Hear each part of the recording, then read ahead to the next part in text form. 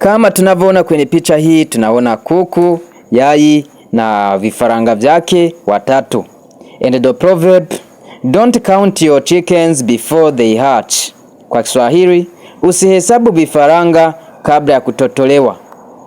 Huu msemo una maana zaidi kwenye maisha yetu. Acha tuseme tu kwamba tusiyaongee mambo, tusiyalete mambo nje kabla ya kuyajua kiundani.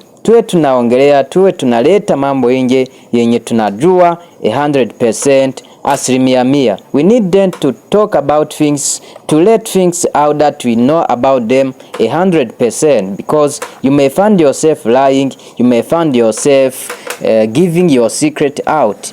Then tusije tukaongelea mambo yenye hatujui, tunaweta hata tukafichua siri zetu za kesho. Msemo huu unatukumbusha kuongelea mambo yenye tunajua vizuri.